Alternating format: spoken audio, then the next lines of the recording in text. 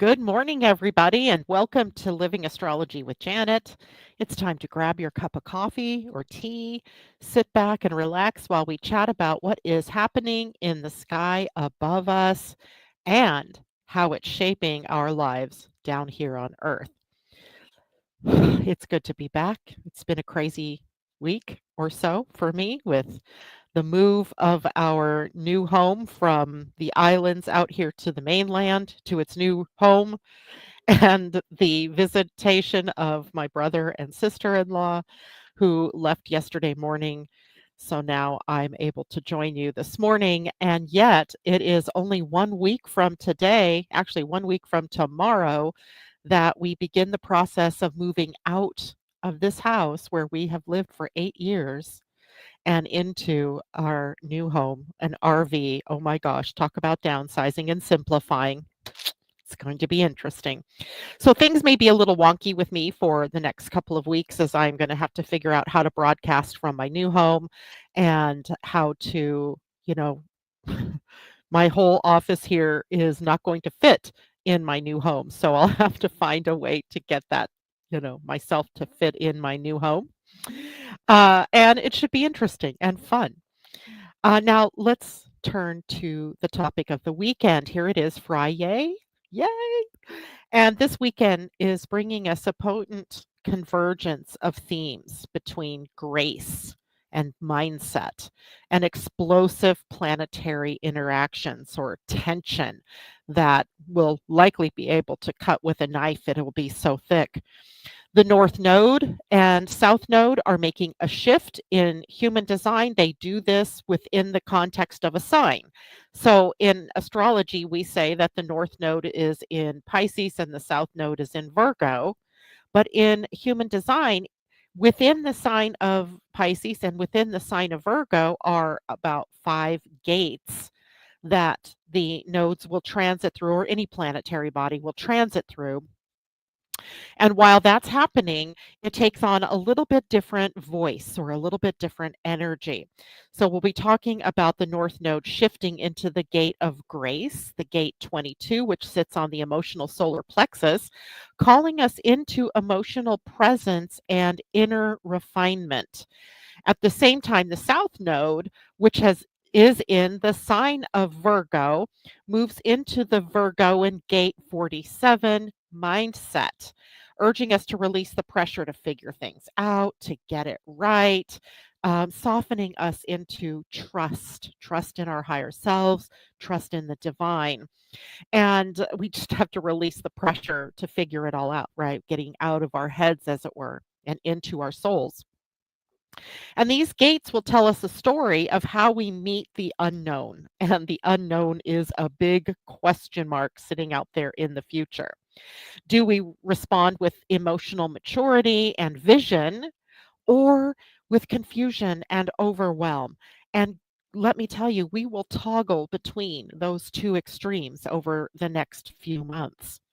Now, layered on top of that change is a high voltage sky, meaning Mars in a square to the planet Uranus, exact on Sunday, and the Jupiter squaring Saturn also on Sunday. These two aspects bring friction and breakthroughs, and the collective responds because Mars is I mean, Jupiter and Saturn are collective planets as well as Uranus, and Mars is a personal planet, which means it brings it into us as individuals. And these two aspects bring friction and possible breakthroughs, and Mars and Uranus can spark sudden rebellion and innovation, right? Two extremes, right? On one side, rebellion, which we're seeing very clearly out there in the outer world, and innovation that I'm not sure we have seen yet, but perhaps new ways of dealing with things. And then Jupiter and Saturn confront us with the tension between expansion, growth, and structure and form. So we're walking sort of on an energetic tightrope through the weekend, and not even just the weekend. We've already been feeling it all this week, and likely we are going to continue to feel it through next week. And we haven't even yet talked about Jupiter in its square to Neptune, which will happen next week. I was going to take that up on Monday morning. So we were walking this energetic tightrope, one that demands both courage and restraint on our parts, right? We have to do both. And let's not forget, we're also in that liminal zone, the space between the March eclipses and the September eclipses. So what we're seeing here is this tipping point, where whatever the changes brought about in March that we're starting to gain steam are now tipping over into the full expression of it before we then have another change spot coming up in September. So that time when we're in that middle space can feel very disconcerting.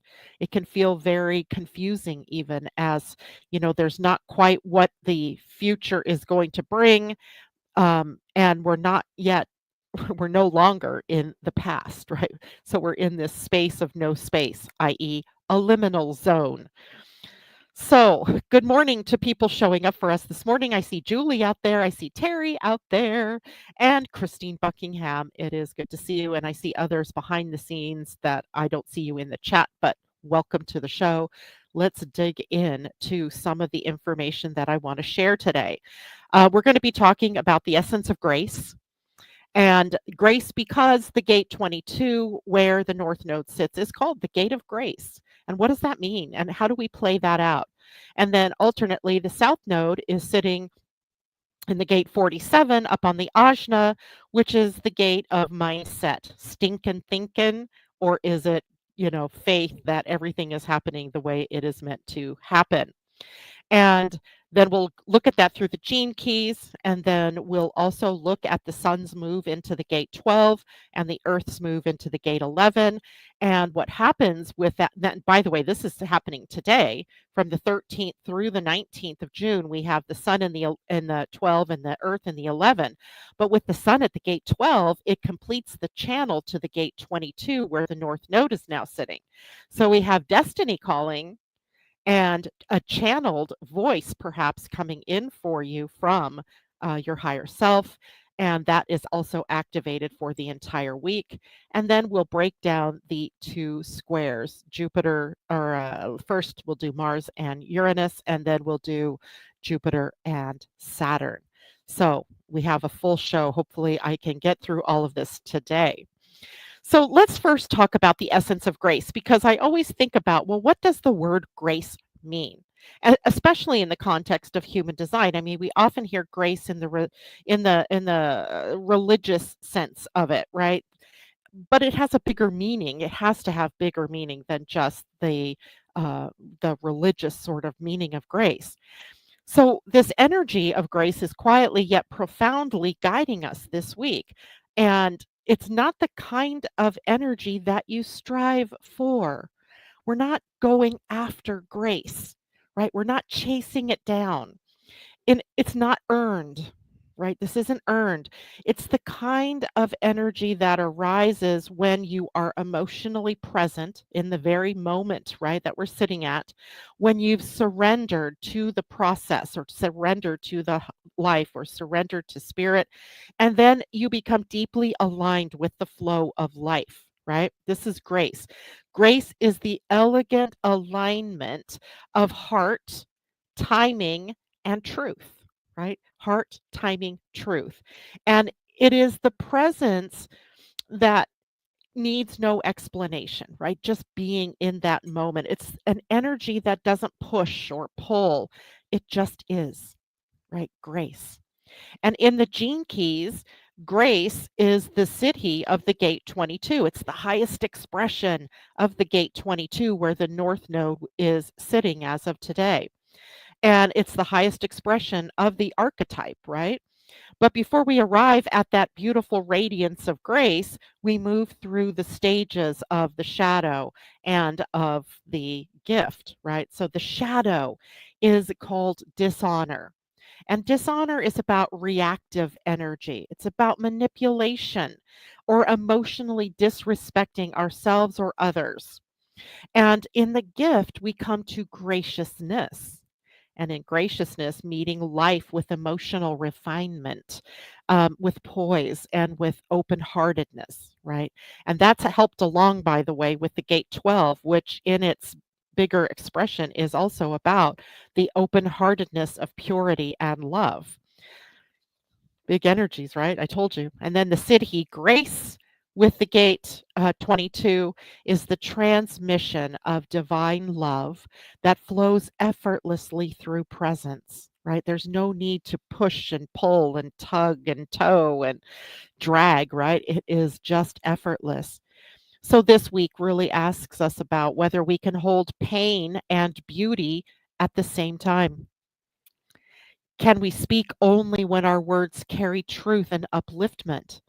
Or can we surrender to divine timing? And even in the moments of chaos, right? And there's a lot of chaos, right? Just yesterday, right? Chaos. Grace isn't loud. It isn't calling attention to itself. It doesn't demand attention. It's the soul's quiet power. It's your soul's quiet power. And when you pause and you breathe and choose love over reaction, you find yourself in that state of grace. All right. So let me share my screen here for a minute. And I'm going to make this bigger so I can actually see it. There we go. So let's take a look at what the human design chart looks like this week. We're going to start here with this channel of grace. So you see the 22, it sits down here on the lower right side in the solar plexus or the emotional center. So now right away we know this is the energy of emotion. And emotion is energy in motion, emotion, right? And the energy of the 22 is moody. It's on the emotional center. So it is also moody. And when we have the sun up here moving into the gate 12, also today, then we form the whole channel of grace. As you can see, where the pink line coming down from the 12 meets the blue line coming up from the 22, we have an electromagnetic kind of energy, right? The sun's energy magnifying, amplifying the energy of the node at the gate 22. And again, that is activated for the week of June 13th through the 19th. And the nodes will still stay at the 22. And I want to say that was through a good chunk of the year, actually until November 3rd. So from now until November 3rd, we will be entertaining the energy of grace with the North Node, with our destiny, and having to merge through the energy of the South Node up here at the gate 47 in the Ajna Center, with the Earth just for this week at the gate 11, the gate of ideas. So this is an emotional channel of creative energy, because the solar plexus holds the energy of emotions, but it is also a very creative energy. And its moods move from sort of the melancholic, inner focused energy as of creation, right? When creation is in its low ebb, and then moves to its highest expression where creative potential becomes creative expression. So, this whole channel of grace is about holding space for that creative energy to move you toward the throat center, where it then becomes manifest or communicated, right? Made real. And it is a channel that really reminds us about timing. And timing is when the mood is right, right? When we feel emotionally aligned with something. It's sacred timing. And it becomes an inspired voice when the timing is right. So I bet all of you have had this feeling in the past where you really needed or wanted to say something, but you just couldn't get the words out, or it just wouldn't come out the way that you really meant it to come out. In that instance, you are going against divine timing, right? The moment wasn't right for you to bring from the emotional center or from the creative space here up to the throat for expression. But alternatively, when the timing is right, it just kind of bursts up and out, and it's received well by other people. It is understood by other people in a way that makes grace feel alive, right? It makes it feel very real. It's expression of beauty and truth through words or through art or just through your presence, right? It's all resonant, it's emotionally resonant in the right timing. And it becomes something that just flows from you that you're not forcing, right? It's interesting because the sun for me is at the gate 12. And I have felt this many times in my life. I feel it every time I come on to speak with you that I have all my notes. And then I sometimes I'm looking at my notes going, okay, here I am right here. But I start just talking and I'm not looking at my notes anymore. It's just coming from the heart. It's actually coming from spirit channeling through my voice. And I used to this was years ago. I used to feel it as like this uprising or upwelling through my body of joy or joyfulness. And lots of you probably have felt that same thing when you're really on and it's effortless and it's free and it's just flowing, that feeling of joy that arises. And this is the kind of week that we are sitting in where the joy and the grace can rise up from the emotional center and come out through the voice in either creative expression or your voice in speaking to somebody or teaching somebody, sharing of ideas with other people. And meanwhile, the Earth is sitting here at the gate 11 in the Ajna, which is the gate of ideas. So the Earth is grounding us a bit in the Ajna. The Ajna is the center for certainty, it is a data center, it is a center for memory recall and truth in certainty, but it's your personal truth in the ajna. It's not the real truth, right? Or it's not the bigger organizing principle of the universe, but it's your own experience of truth through your own being. So people who have this ajna center already defined have access to certainty.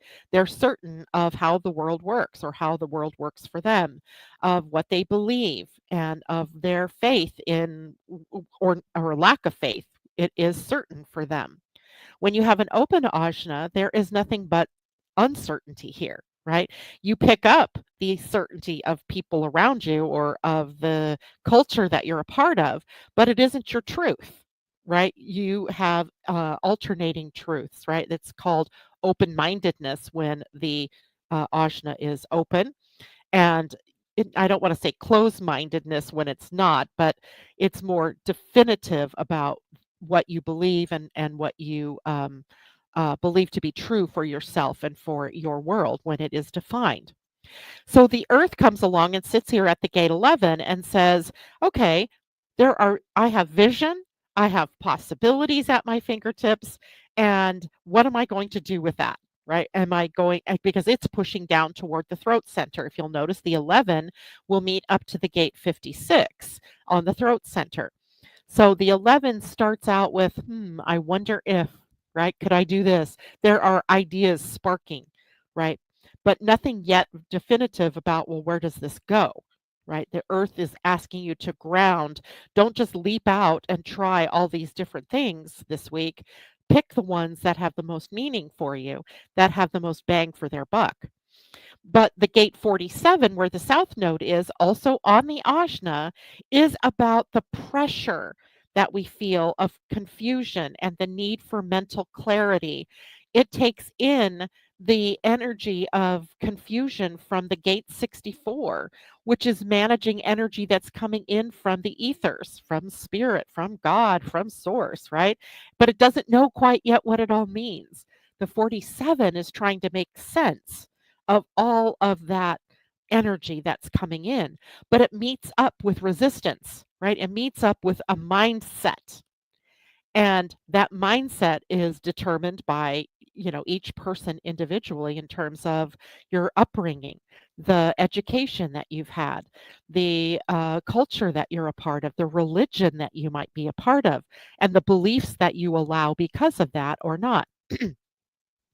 And all of those thoughts can get crystallized, right? And this is where mindset becomes stinking thinking, right? Where you are not open to the different changes that can happen when possibilities enter this realm. And sometimes the person with a gate 47 will try to force an idea or force um, something to happen in a specific way, in the way that they think it should happen. Expectation, right? But the gate 47 says, wow, if you just relax and allow all of this energy to flow, eventually an epiphany will happen, right? It's like the minute that you let go of trying to force the idea or force the thinking into a being, it happens, right? In a moment, electrically almost, right? It's epiphany. So while the mind is spinning ideas and tries to resolve uncertainty, the body and the spirit say, feel first, speak second, and then let timing guide you, right? This is a timing thing. And timing is difficult for humans because we want it now. We want it to happen today or in this moment or in my way, in this way, right? We have to be open, in other words, to how things can change and move and morph.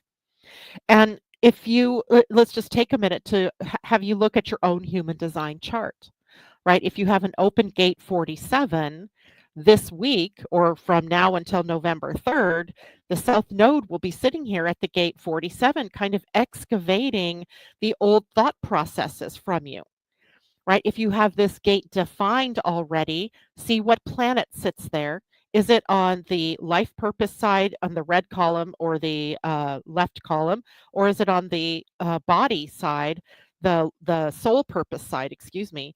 And is this something that you're dealing with, like as a soul purpose? And if it's already defined, then we're combining whatever planet it is that's sitting there for you with the South Node. And the South Node, remember, holds all of the memories. It holds the gifts, the talents, the experiences, but also is sort of this door that we keep hitting that we try to go through that isn't open anymore, right? We have to move toward the North Node. And if we move toward the North Node, look at your chart and look and see for yourself what's at gate 22. Do you have anything sitting at gate 22? If you don't have anything sitting at gate 22, now you suddenly have energy at gate 22 and timing becomes an issue, right? Finding grace in timing, finding grace in right timing for expressing what you feel, expressing what you know, expressing love, and expressing creative energies, right? Timing. If you already have the 22 defined, then look at what it is that's defining it, because now you're blending destiny, the north node, with whatever planet it is that you have sitting there.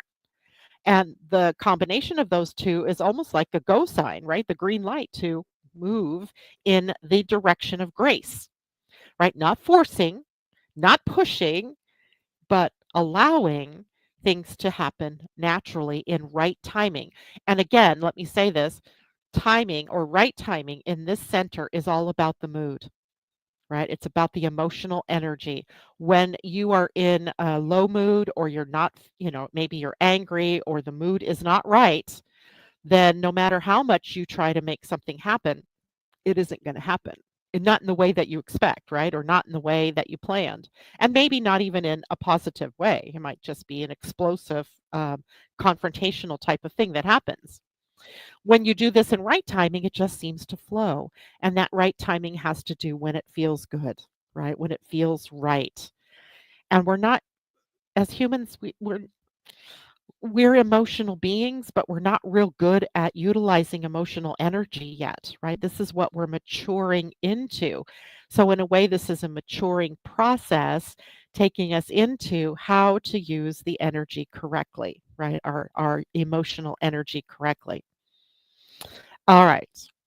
And then as we go into, let's stop here for a second. Um, boom, and remove. Okay. And then as we go into this weekend, we have two very strenuous, let's call it, or tension filled aspect patterns, transits that are occurring. They're both happening on Sunday simultaneously. One of them is Mars in Leo squaring Uranus in Taurus. And we're going to go through the gates as well as the astrology aspect of this whole thing. And, this is the skies crackling with tension, right? Mars and Uranus, you're bringing the action, warrior planet, dynamic motion together with the unpredictability, the liberation tendencies, the awakening tendencies of Uranus in a square that is prompting action, right? It's a jolt. It's not a quiet nudge. This is not a pattern that goes lightly into the night. This is one that punches in and explodes, falls out of the sky like an airplane unexpectedly falling, or a rebellion that erupts in, the cities nearest you, right? LA. So, and all around, it's not just LA, by the way. So, this is an electric clash between your will, um, epitomized by Mars, and the collective awakening that is epitomized in Uranus, right? So, we're tension filled. So, personally, let's look, there's a personal connection here and a collective connection here. So, if we look at this personally, Mars here ignites your desire to go all the way, to go all in. It is very passionate, it is loyal and devoted in Leo. Leo, the sign of the lion, the sign of loyalty, the sign of royalty, right? And it kind of is impulsive here, but I mean, Mars is always kind of impulsive. So it's not anything new to have Mars represent impulsion or impulsivity. But what is different here is that in Leo, it is very much about the I, the ego. And it can be very much about the heart too, right? What is the best for all of us. But with Mars and Uranus coming together in this, it feels more like to me it's a clash of egos, right? A clash of the will of egos and people in power who are displaying a whole lot of ego energy, versus the collective will of the people, right? So we're going to talk a little more about that toward the end today. And Mars is sitting at the gate 29. So if I go back, let's see how I share. Um, share screen. It's been so long since I've done it this way. Let's go to the empty body graph here. This isn't empty, but I'm going to empty it. I want to show you where Mars is sitting because it's going to be, it's sitting at the gate. Oh, I already had it. I already had it. There we go. Mars is sitting down here at the gate 29. 29 is the gate of commitment. It is the gate of saying yes, right? The gate 29 really wants to say yes to everything, right? Yes to life, yes to this, yes to that.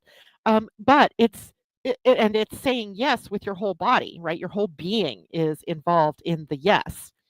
But it is sometimes that commitment we make because it's exciting here in this moment. And then when it comes right down to it, in the reality of something, it isn't workable or it is uh, chaining you up in some way rather than liberating you. So here we have to really work to say yes to the right things. And with Mars here, Mars is the action principle. We may be saying yes to a whole lot of things depending on how that gate is defined for you and also depending on where Leo is in your chart that are not correct for you. Right? This isn't emotional energy. This is action energy. It sits on the sacral. So it just says yes. Yes, let's do it. Yes, I can do that. I can overcommit and I can later find out that I'm now obligated to things that I no longer need or want. And we should have waited in order to say the yes. Now, gate 8 is where Uranus is, and gate 8 is on the throat center, moving down toward the identity center. Gate 8 represents your unique contribution to the world. And Uranus being here demands the freedom and the authenticity and the innovation on your part to be able to say yes to the things that you are passionate about and that you want to contribute to the world. And in this gate, the gate 8 says, don't just commit, commit to being you, like all caps, you, right? Being the true you.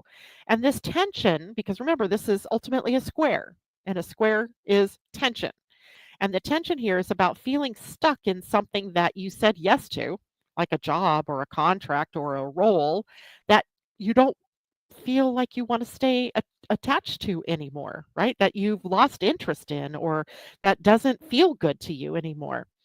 And as well, you might feel this need to break away or break free from expectations of whatever that role brings to you or of whatever it is that you committed yourself to. And even if you're the one that created it, right? And as human beings,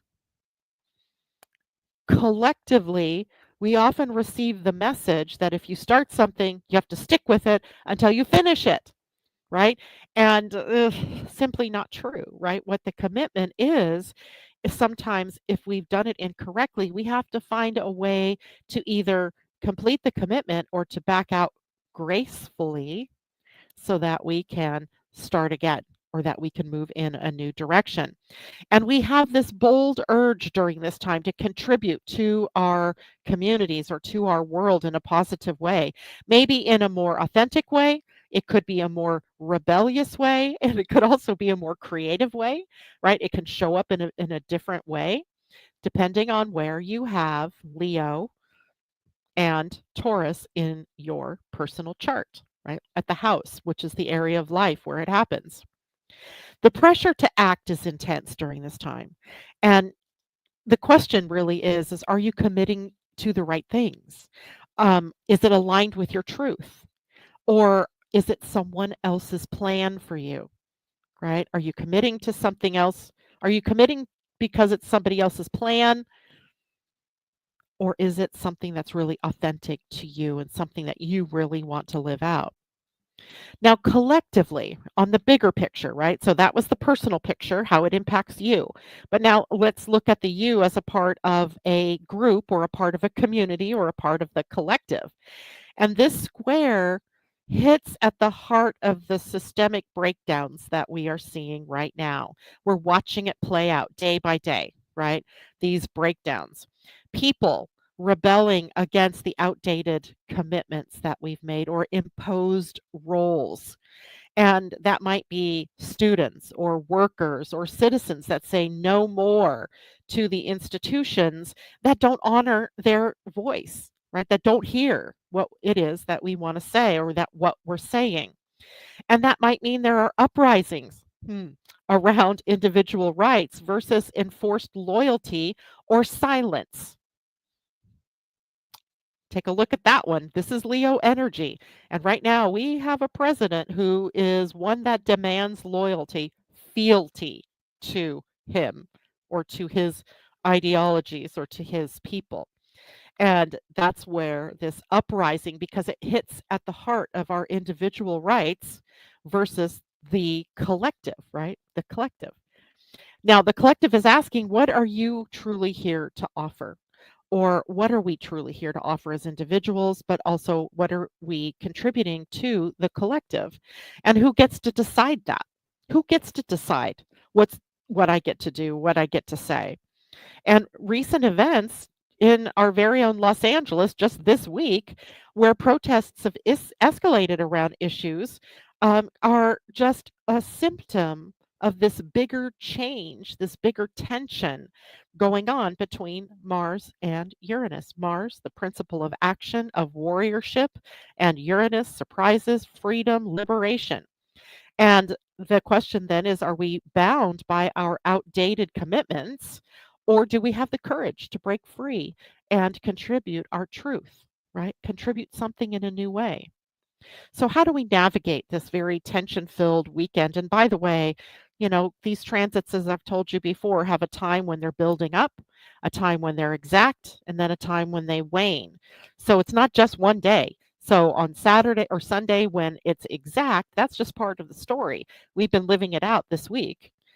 Sunday, Saturday, this weekend, we may see another level, an escalation, particularly with the 14th planned birthday, whatever parade, um, and all of the promised sort of demonstrations in reaction to that parade.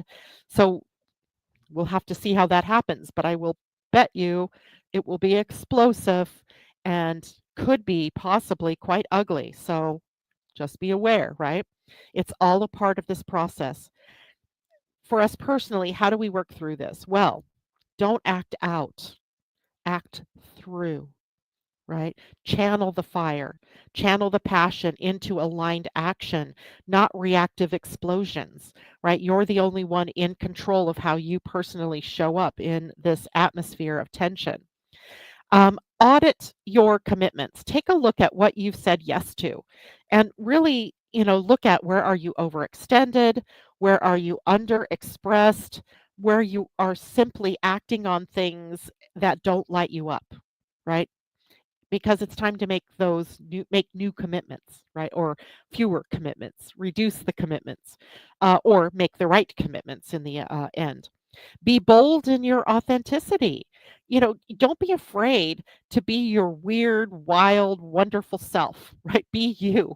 That's what the world really needs. Bring it forward with integrity. Integrity means being true to yourself, not being true to some other concept of self or somebody else's idea of who it is that you should be. Be you. Now, this is a clash between devotion, i.e., commitment and passion, and disruption, as well as between loyalty and liberation. And like any square, it asks us to evolve by moving forward and not by staying safe. So we're kind of, there's this tension. We got to do something. So what are we going to do? We're going to break free, right? That's the energy. Now, if we take a look at this through the gene keys, in the gene keys, the shadow of Mars sitting at gate 29 is half heartedness. And half heartedness is really when you commit yourself to something, likely because of outside circumstances, and now you're only, halfway involved, or you are, part way in, part way out, like having one foot in, one foot out. And there's no full commitment there. So it's really a drag, if you will, on whatever the project is or the group is or whatever it is that you committed to, because you're not fully in, but you're not fully out. So here is your opportunity to course correct that by moving up to the gift level. And in the gift level, we're at commitment. Now, commitment doesn't, you know, you might have made a commitment to something and then later you realize, oh, boo, I made a mistake, right? This is not what I want. It's your responsibility as a mature, responsible adult to back out gracefully, right? To course correct. You might do that just by going to someone and saying, in the moment I said yes, I was really excited, but since then I've realized I'm overcommitted and I really have to back out of this and I'm so sorry. It was, a learning lesson for me. That's the authentic perspective, right? Because you're moving into full commitment to something else, right? But at the same time, realizing that if in the beginning you waited until you had a full body yes to commit, then you wouldn't have found yourself in the unenviable position of having to back out. But back out you must if you are half committed, right? Half hearted, because the universe kind of rejoices, if you will, at full commitment. Okay. And then once we have commitment and at the gift level, we move into the city of devotion. Devotion, right? All in with our passion, living from the highest. It's the saying yes with your full body. It's the sacred yes, if you will, right? And at the gate 29 in the shadow, we can get stuck in these loops of overcommitting, of staying loyal to misaligned roles or operating from obligation. And if you're a manifester, this is particularly difficult for you, right? This is an energy that you really have to look at and recommit into something that has more meaning for you. But all of us will be experiencing this no matter what your type is. Now, as we evolve, we get better at saying yes to the right things, right? So it's not something that we have to be, sad about. It's like saying yes becomes easier because we start to say, well, does this feel good to me?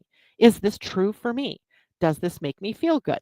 Right. And asking those questions before you say yes and recognizing that sometimes in this moment it feels good, and if you're emotionally defined in your human design, like 50% of you are out there, you can't say yes in this moment because you need to wait through the emotional wave and wait and see how it feels tomorrow morning, right? Or later in the day. So this week, Mars asks you, what are you truly devoted to? And where have you been saying yes to something that your spirit has already decided you've outgrown or isn't, something worth committing to anymore? And Uranus in gate 8 has its own role here. This is the rebel's contribution to all of this. The rebel in the shadow here satisfies itself with mediocrity. Right? I'm half in, I'm half out. In the gift, it is where we assert our style, our personality, right? Our true selves, our authentic selves. And in the city, this becomes exquisiteness. Someday, maybe we'll take a look at that word and, kind of construct it and see, what it really means. Essentially, though, Uranus is here to electrify your authentic contribution. And he's at this gate for a while, right? He's not leaving this gate yet. So the truth is that you're not here to blend in, you're here to stand out in your unique way. And at the shadow level of mediocrity, it can really look like you're trying to fit in, or that you're watering yourself down, or that you're playing small. But in as this energy in this gene key or in this gate matures, it really becomes the unmistakable you, right? The true, authentic you. And you offer your unique self in all situations. So Uranus yells, basically, might whisper, but it pretty much yells, stop shrinking, right? Stop editing yourself. Let your essence be seen. And even if it shocks the system, shocks your system or shocks other people. We're not at the gate of shock, blessedly, but in this case, really, if you come out of your shell and be you, imagine how others might respond to that.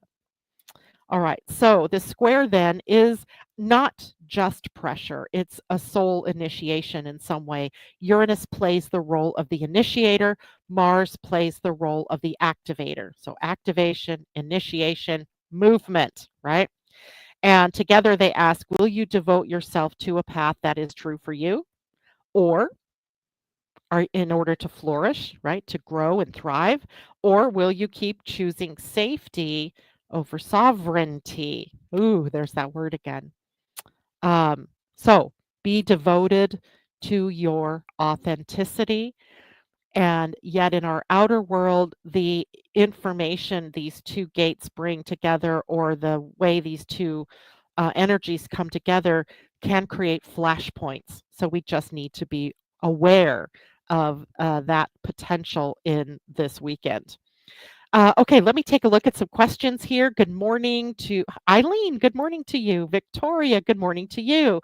Christine Buckingham, 47, is her Earth, or 47.2 Earth, Taurus ascendant on the mind side. So this would be about for you where perhaps you need to look at where the mind has got you stuck in old thinking, right? And or expectations that are driving your experiences rather than releasing them and just being open to the new or the possibility of the epiphany. And I bet you've seen that before, in your life over time because you have big pieces sitting there. Christine has a Pisces sun at the 22-2. So this is familiar energy. You're blending then the energy of the sun with the north node. That is a call to destiny, right? A call to take those next steps. And let's see, Eileen Seitz says, very interesting. 47 is connected.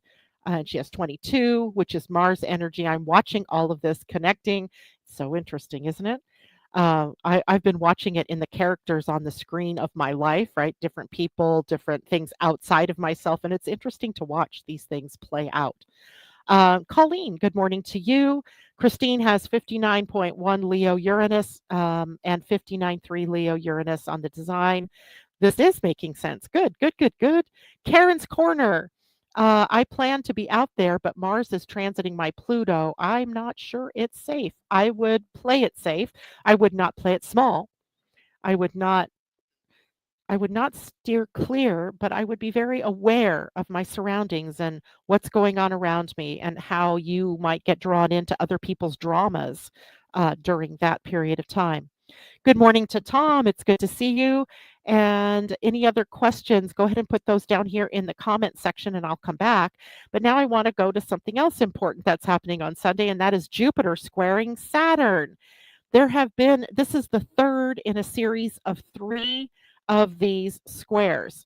And you'll recall back in the winter of 2020, Jupiter and Saturn came together in a conjunction. The first one in an air sign, it was at 0 degrees of Aquarius.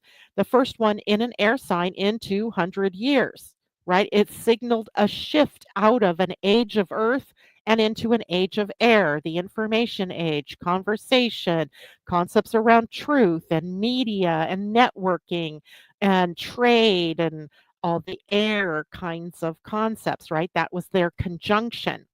Now, in any planetary coming together, there is going to be the various things, different aspect patterns that they make to each other during that 20-year cycle in this case, right? And now we've come to the last of the waxing squares. Waxing meaning it's the first square since the conjunction and the first square before and the square that will happen before the opposition point. And the first of these 3 squares happened on August 19th of 2024 with Jupiter in Gemini and Saturn in Pisces. The second one was on December 24th of 2024 with the same configuration, Jupiter in Gemini and Saturn in Pisces. And now today is when we actually have it's Sunday, the next square, which is Jupiter in Cancer and Saturn in Aries. So we have a new energy entering in. So this sequence of squares marks this opening of and deepening and this culmination of the Jupiter-Saturn square cycle, or the Jupiter-Saturn conjunction, excuse me, in mutable signs. So these transits have created this long sort of season of changes coming between Jupiter and Saturn, and it's stretching from last August all the way now to June. So it's been a long time. And it's where vision embodied by Jupiter and is repeatedly tested by Saturn in structure, right? Saturn appreciates structure, Jupiter is vision, Jupiter is the voice of expansion and growth, while Saturn is contraction and conservation. So we have these 2 diverging concepts first coming together in air in 2020, and then by 2024, expanding to the square.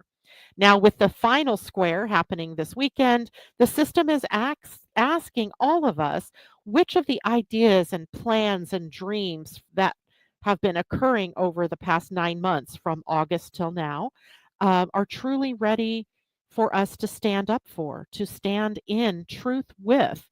So it's kind of the last chance to integrate hope with realism, right? Jupiter is that hope, and to weave possibility into sustainable frameworks. How do we live with truth in a world that's gone kind of crazy? How do we do that with media, right? Because we went from Jupiter and Gemini, now we're moving with Jupiter into Cancer. Saturn now into Aries, and it becomes a little different story here as you enter through this last square. Now, the backdrop, of course, is the 2020 Great Conjunction. These things happen every 20 years. But what was really unique about the one that occurred in 2020 is that it it really puts us in a 200-year cycle of the Jupiter Saturn conjunctions happening in air signs. So it is a conjunction that like brought on a new era, right? That was focused on technology and ideas and networks and systems and all things to do with the collective future in air, right? Air energy. And it was a launch point. It was the blueprint point of the world that we're collectively building as of now. And the real test comes with the square, right, that we're at in this point, where the structure and the dream begin to clash, right? Where, you know, it was great to have all of these lofty goals and ideals, but how do we make them real? How do we, put them into concrete form? So with Act 1, which was August 19th of 2024, the key words there were things like information overload, right? Lots of information coming in, but what was real, what was not. Belief disruption, right? Everything that we believed to be true was being, all the systems that we believed would stand the test of time became fragile institutions, right? Jupiter in Gemini was expansive in communication, media, curiosity, information, all of that kind of stuff. But it also kind of introduced scattered thinking and misinformation into the whole story. And then Saturn in Pisces was dissolving boundaries and exposing weak foundations. And particularly that was occurring in the spiritual realm, in the medical realm, and in the governmental systems that we have, right? Not just here in the USA, but around the world, right? This is collective energy or societal energy because Jupiter and Saturn represent the changes going on within a society.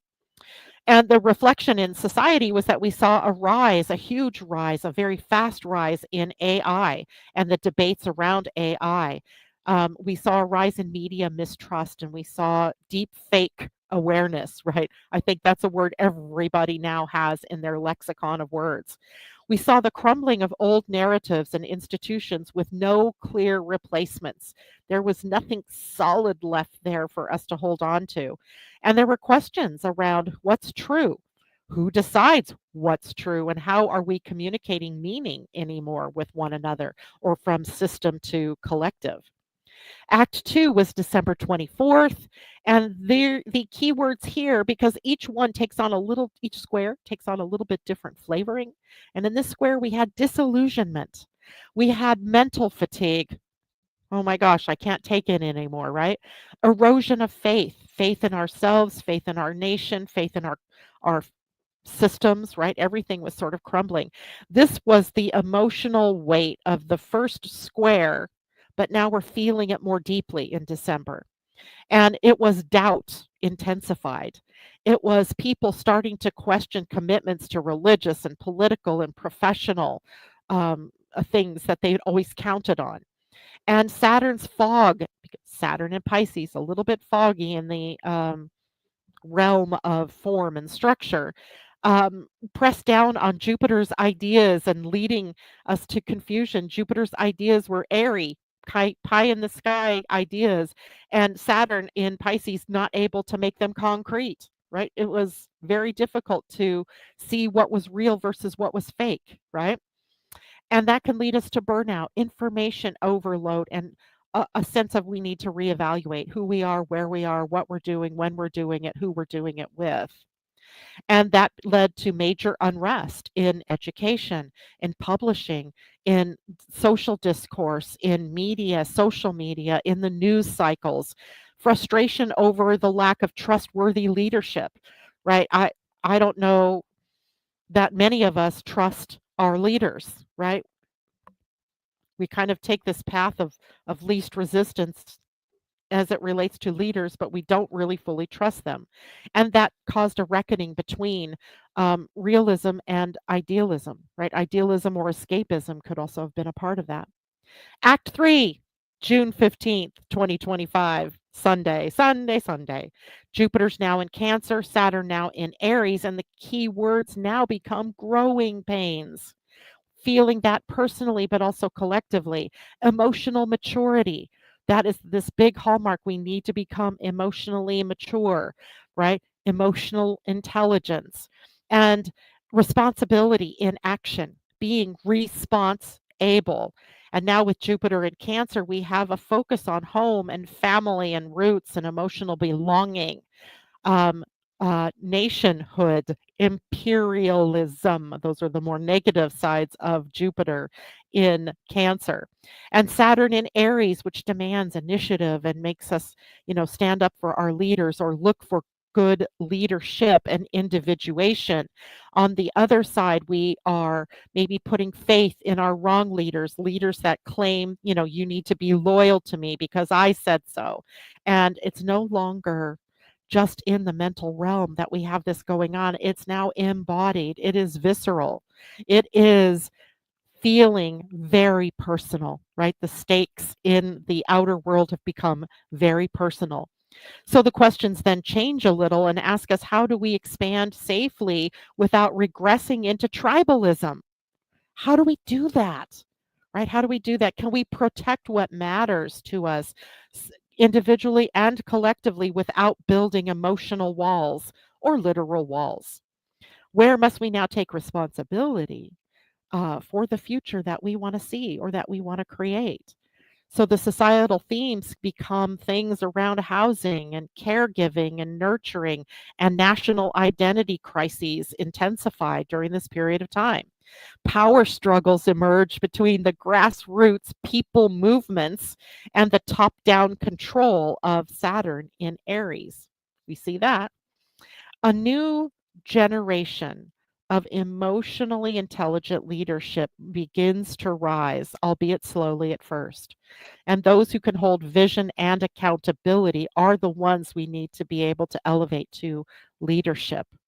And the evolutionary message of these two planets coming together are really about what began as mental tension with Jupiter in Gemini, Saturn in Pisces, is now grounding into personal, emotional, and action based choices with Jupiter in Cancer and Saturn in Aries.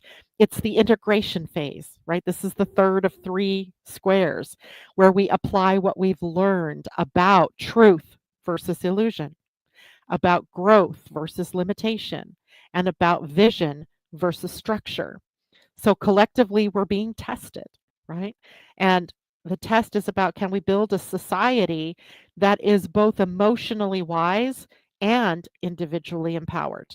Can we do that? Now, I wanted to take a look at this really quickly, and we only have 3 minutes, and I knew this was going to happen. But I really want to take a look at what the crisis really is about at this point in time. I want you to notice something. I'm going to go share my screen here. No, I don't want to invite. Why did I click that? Here we go. Share screen. And I want to go back to my chart and show you where the forces of things are happening right now. So we have the planet Jupiter sitting at the gate 15, and we have the planet, I'm going to make that pink, and we have the planet Saturn at the gate 25. These are both gates of love, right? The gate 15 is compassion, the love of our fellow human beings. This is where Jupiter is being expansive. It's asking us to be expanding into more love for our fellow human beings, to greet the world with compassion, with heart centeredness, with the love of humanity. And then Saturn, the structure form guy, is at the gate 25, asking us to align with spirit, right? This is the gate of the love of spirit. And this is where we have faith in a higher power, where we embody our divine truths, right? The divine truth of love that overcomes hate, right?